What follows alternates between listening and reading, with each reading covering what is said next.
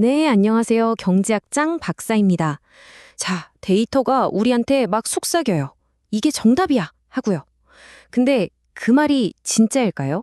우리가 그 말을 믿어도 될까요?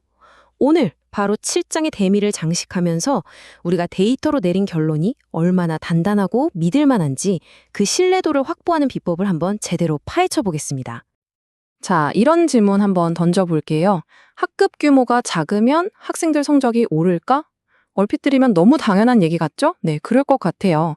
근데요, 바로 이런 단순한 상황 관계가 사실은 우리 눈을 가리는 신기로일 수 있다는 거. 이게 오늘 이야기의 시작입니다. 네, 딱 보면 진짜 그런가 보다 싶어요. 데이터가 그렇게 보여주거든요. 하지만 우리 같은 계량 경제학 탐정들은 여기서 멈추면 안 되죠. 상관관계가 보인다고 해서 이게 원인이구나 하고 바로 결론 내리면 그건 아주 위험한 함정일 수 있습니다. 그럼 이 미스터리의 진짜 범인은 누구냐? 바로 누락 변수라는 녀석입니다. 이게 뭐냐면요. 시험 점수에도 영향을 주고 또 학급 규모랑도 관련이 있는데 우리가 깜빡하고 분석에서 빼놓은 숨어있는 제3의 요인이 있다는 거죠. 예를 들어 볼까요? 영어를 잘 못하는 학생들이 많은 지역이 있다고 쳐요. 이런 지역은 보통 재정적으로 좀 어려워서 학급 규모도 클 수 있겠죠? 자, 그럼 어떻게 될까요? 우리가 학급이 커서 성적이 낮구나라고 생각했던 게 사실은 학급 규모 때문이 아니라 학생들의 언어 배경 때문일 수 있다는 겁니다. 이러면 분석 결과가 완전히 왜곡되는 거죠. 이게 바로 누락 변수 편향의 무서움입니다.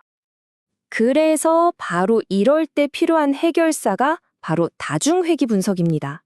다중회귀 분석은 뭐냐면 이 언어 배경 같은 다른 요인들의 영향을 딱 묶어두고 너는 잠시 가만히 있어봐 하는 거예요.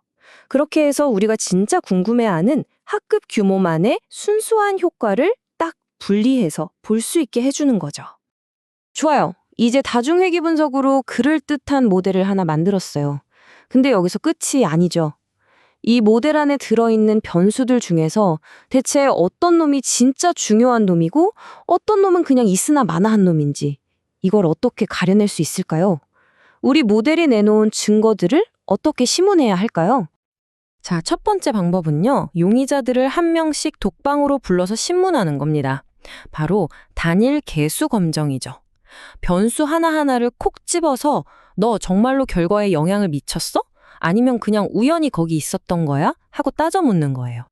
이 실문의 핵심 도구가 바로 이겁니다. 95% 신뢰 구간 공식. 자, 하나씩 뜯어볼까요? 여기 베타 헷, 베타본 1은 우리가 데이터에서 얻어낸 추정값이에요. 학급 규모가 이만큼 효과가 있는 것 같다 하는 우리의 추측이죠. 그리고 그 옆에 SE라고 써 있는 건 표준 오차, 즉 이 추정치가 얼마나 정밀한가, 오차 범위가 어느 정도인가를 나타내요. 근데 왜 하필 1.96을 곱하냐고요? 이게 통계학의 마법 같은 건데 표본이 충분히 크면 우리 추정치는 종교분포를 따르거든요. 그리고 정규분포에서는 평균을 중심으로 플러스 마이너스 1.96 표준 편차 안에 거의 모든 값, 정확히는 95%가 쏙 들어와요. 그러니까 이 공식은 뭐다? 우리가 추정한 값 주변에 진짜 값은 95% 확률로 이 안에 있을 거야 하는 안전지대를 만들어주는 겁니다. 네, 바로 이 신뢰 구간과 T 통계량을 이용해서 우리는 증거 하나를 현미경 밑에 딱 놓고 이게 진짜인지 가짜인지 아주 세밀하게 들여다보는 거죠. 이 변수 정말 유의미한가? 하고요. 자, 그런데 말이죠. 용의자가 한 명이 아니라 한 패거리, 한 그룹 전체일 때는 어떡하죠? 이 녀석들이 다 같이 뭔가 의미 있는 일을 꾸민 건지 아니면 그냥 오합지졸인지 한꺼번에 확인해야 할 때가 있단 말이죠. 이럴 때 한 명씩 따로따로 신문하는 걸로는 답이 안 나와요. 왜냐하면 개개인은 별 볼 일 없어 보여도 뭉치면 엄청난 힘을 발휘할 수 있거든요. 축구팀처럼요. 선수 한 명 한 명은 그냥 그런데 팀으로서는 막강할 수 있잖아요. 변수들도 마찬가지입니다. 이 변수들이 팀으로서, 즉 집합적으로 의미가 있는지를 봐야 합니다. 바로 이 슬라이드가 그 차이를 아주 잘 보여주죠. 왼쪽의 T검정은 현미경으로 나무 하나하나를 자세히 들여다보는 거예요. 이 나무는 튼튼한가? 하고요. 반면에 오른쪽의 F검정은 망원경으로 숲 전체를 조망하는 겁니다. 이 숲 전체적으로 울창하고 의미가 있는가? 이렇게 관점을 확 바꾸는 거죠. 이 숲 전체를 보는 도구가 바로 F검정입니다. F검정은 기본적으로 이런 아이디어예요. 우리가 의심하는 변수 그룹의 효과가 전부 0이다라고 가정하고 걔네들 손발을 꽁꽁 묶어버린 모델을 하나 만들어요. 그리고 원래의 자유로운 모델이랑 비교하는 거죠. 만약 손발을 묶었더니 모델의 설명력이 확 나빠진다? 그럼 그 변수 그룹이 뭔가 중요한 역할을 하고 있었다는 뜻이겠죠? 바로 그 차이를 재는 게 F 통계량입니다. 그래서 이걸로 인구 통계 변수들 너희들 다 합쳐도 아무 쓸모 없어? 같은 가설을 한 방에 검정할 수 있는 겁니다. 자, 그럼 이제 T검정이랑 F검정이라는 무기를 다 장착했어요. 그럼 이 무기들로 어떻게 하면 어떤 공격에도 흔들리지 않는 아주 튼튼하고 강건한 로버스트 모델을 만들 수 있을까요?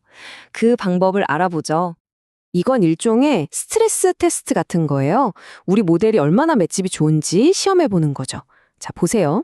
먼저 핵심 변수만 넣은 기본 모델로 시작해요. 그 다음에 다른 통제 변수들을 넣었다 뺐다 하면서 여러 가지 버전의 대안 모델을 만들어 보는 겁니다. 이 과정에서 우리가 정말 중요하게 생각하는 그 핵심 변수의 계수값이 크게 흔들리지 않고 안정적으로 유지되는지 그걸 확인하는 게 바로 강건상 체크의 핵심입니다. 그런데 만약에 통제 변수 하나를 추가했더니 우리가 믿었던 핵심 변수의 계수값이 막 널뛰기를 하거나 심지어 부호가 바뀌어버린다? 이건 뭐죠? 이건 아주 강력한 레드카드입니다. 우리 기본 모델에 뭔가 중요한 게 빠져 있었다. 즉, 심각한 누락 변수 편향이 있었다는 아주 위험한 신호인 거죠. 자, 이렇게 7장의 긴 여정이 거의 끝났습니다. 그럼 최종 판결을 내려볼까요? 이 가설 검정과 신뢰 구간에 대해서 우리가 머릿속에 딱 새겨둬야 할 핵심 내용들 한번 정리해 보겠습니다. 딱 3가지만 기억하시면 됩니다. 첫째, 다중 회귀 분석에서도 변수 하나하나를 따져보는 건 단순 회귀 분석이랑 똑같아요. T검정 쓰면 됩니다. 둘째, 하지만 여러 변수를 한꺼번에 볼 때는 절대 하나씩 보면 안 되고 반드시 F 통계량을 써서 그룹 전체를 함께 검증해야 한다는 것, 이게 정말 중요해요. 그리고 마지막 셋째, 진짜 실력은 여기서 나와요. 여러 가지 다른 버전의 모델을 만들어서 내 결론이 얼마나 튼튼한지, 즉 강건성을 체크하는 거. 이 3가지가 핵심입니다. 좋아요.